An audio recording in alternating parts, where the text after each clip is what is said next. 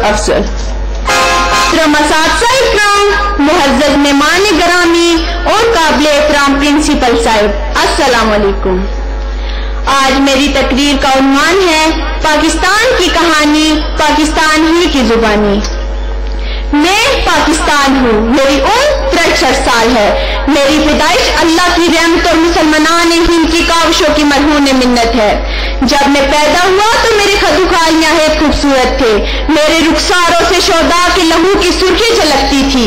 میرے جسم پر بہت بوسیدہ لباس تھا، کیونکہ سب کچھ تو انگریز اور ہندوؤں کی سازش کا شکار ہو گیا تھا، لیکن وہ بوسیدہ لباس بھی میرے جسم پر بہت سج رہا تھا۔ میں سینکڑوں بچوں کی دعاؤں کا نتیجہ اور لاکھوں بوڑھوں کا ارمان تھا۔ جب میں نے آنکھ کھولی تو میرے ارد گرد سسکیوں، آہوں اور چیخوں کا ایک طوفان تھا۔ اتنا شور تھا کہ میری خوشیوں بھری کلکاریاں اس میں گم ہو کر رہ گئی۔ پھر کسی نے مجھے اپنے ہاتھوں پر اٹھا لیا اور مجھے چومنے اور پیار کرنے لگا۔ اس کی آنکھوں سے آنسو بہ رہے تھے، اس کے چہرے پہ مجھے حاصل کر لینے کی سچی خوشی تھی۔ میرا پاکستان، ہمارا پاکستان، میرا دل خوشی سے بھر گیا۔ پھر اس نے اپنے بوڑھے اور کمزور ہاتھوں کو ہوا میں بلند کیا۔ اچانک جیسے فضا میں خاموشی چھا گئی، گویا کبھی کچھ ہوا ہی نہ تھا۔ اب ہم آزاد ہیں، پاکستان ہمیں مل چکا ہے۔ اتنا کہہ کے وہ خاموش ہو گیا۔ اس کے خاموش ہونے کی دیر تھی کہ زور زور سے نعرے لگنے لگے، پاکستان زندہ باد، بابا امام زندہ باد۔ پاکستان کا مطلب کیا؟ لا الہ الا اللہ۔ جی پھر مجھے پتا چلا وہ بوڑھا شخص محمد علی جناح تھا، جس کی جرأت فکر اور مضبوط کردار کی گواہی پورا عالم دیتا تھا۔ عزیز ساتھیوں، بوڑھے بتاتے ہیں کہ میرے جسم کی نشوونما عام بچوں کی نسبت بہت تیزی سے ہوئی تھی۔ میں ایک ہی سال میں قد اور جوان بن چکا تھا۔ اس میں سارا کمال ان شہیدوں کا شامل تھا جن کا خون میری مٹی میں جذب ہو چکا تھا۔ میری آنکھوں نے جوان ہونے تک قربانیوں کے بڑے دلگداز خون چکا منظر دیکھے ہیں۔ ایسے منظر لاچاری کے باوجود دیکھنا میری مجبوری بن گئی تھی۔ آج دل چاہتا ہے قربانیوں کی ان داستانوں کا قصہ تمہیں بھی سناؤں، تاکہ 63 سال سے غم کی جس آگ میں چل رہا ہوں، اس سے تم بھی آشنا ہو سکو۔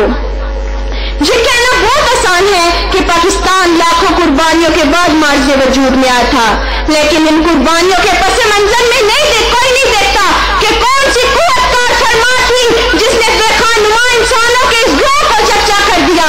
عجیب لگن تھی، عجیب جذبہ تھا، گویا ہر شخص پاکستان کے پیچھے دیوانہ ہو رہا تھا۔ جانے کتنے قافلے تھے جو مجھ تک پہنچنے کے لیے میری طرف چلے تھے، لیکن مجھ تک پہنچنے سے پہلے ہی مٹی میں مل گئے۔ عزیز ساتھیوں،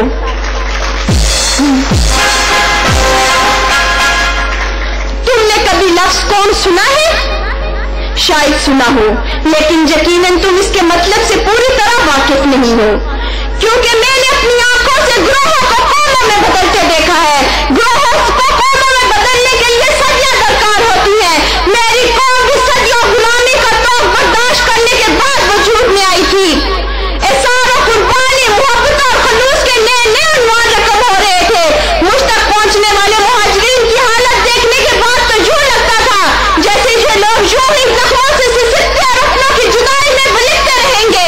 کھلے آسمانوں تلے پڑے، سوکھے چہرے جن پر سفر کی تھکن کا رنگ بہت گہرا تھا، گن گن کر سانسیں لے رہے تھے، مگر یہاں کے رہنے والوں نے مہاجرین کو اس طرح اپنی باہ میں سمیٹا جیسے وہ ان کے جسم سے بچھڑا ہوا کوئی حصہ ہو۔ یہ تو ان سچے جذبوں کا کمال تھا، وہ جذبے جو قوت مدینہ سے میری قوم میں منتقل ہوئے تھے۔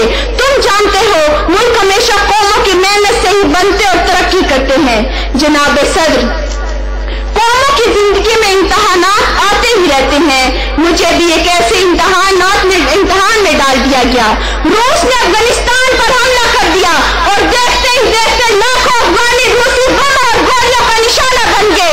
میری بقا کی جنگ افغانستان میں لڑی جانے لگی، کیونکہ روس کی نظریں افغانستان پہ نہیں مجھ پہ لڑکی تھی۔ گرم پانیوں تک کی رسائی کی لالچ نے ان کی آنکھوں پر ظلم و ستم کی پٹی باندھ دی تھی۔ افغانستان کا قصور صرف اتنا تھا کہ وہ مجھ تک پہنچنے والے راستے میں آتا تھا۔ افغانی اپنے خون جگر سے میری ابیاری کرتے رہے اور خون کے اس کھیل میں پاکستانی دماغ ان کی رہنمائی کر رہے تھے۔ پاکستانیوں نے اس جنگ میں پوری دنیا بہت شکریہ، تم نے اطمینان اور تسلی سے میری داستان سنی۔ اب میں چلتا ہوں، اگر ہو سکے تو میرا ایک کام کر دو۔ مجھے یہ کہ میں اپنی قوم کو ڈھونڈنے کے لیے تلاش گمشدہ کا اشتہار دینا چاہتا ہوں، مگر میرے پاس پیسے نہیں ہیں، خالی ہاتھ تو کوئی بھی میری بات نہیں سنتا۔ تم میری اشتہار کو کسی اخبار یا رسالے میں چھپوا دو، تمہارا یہ احسان تا قیامت تک یاد رکھوں گا۔ اشتہار کی عبارت کچھ یوں ہے: تلاش گمشدہ، ایک قوم جس نے 63 سال قبل تعداد جانوں اور عصمتوں کی قربانیوں کے بعد زمین کا ایک ٹکڑا پاکستان کے نام سے حاصل کیا تھا، کہیں کھو گئی ہے۔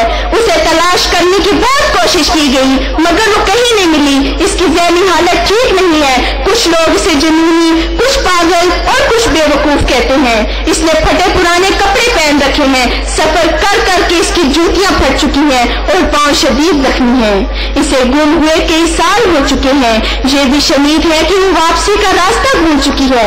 بہرحال ہر صورت میں اس کا گھر واپس لوٹنا ضروری ہے، کیونکہ پاکستان اس کی جدائی میں لبگول ہو چکا ہے اور مایوسی دیمک کی طرح اس کو چاٹ رہی ہے، اور وہ اپنی قوم سے ملنا چاہتا ہے۔ قوم سے گزارش ہے کہ وہ جہاں کہیں بھی ہو گھر واپس آ جائے، اسے کچھ نہیں کہا جائے گا۔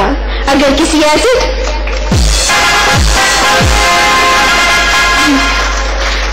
ایسے صاحب کی نظر سے اشتہار گزرے جو قوم کا پتہ جانتا ہو تو برائے کرم اسے پاکستان واپس پہنچا دے۔ جو کوئی بھی ایسا کرے گا در حقیقت وہی میرے کارواں ہوگا۔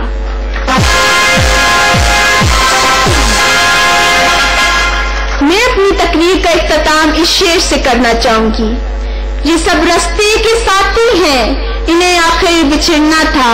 یہ سب رستے کے ساتھی تھے، انہیں آخر بچھڑنا تھا۔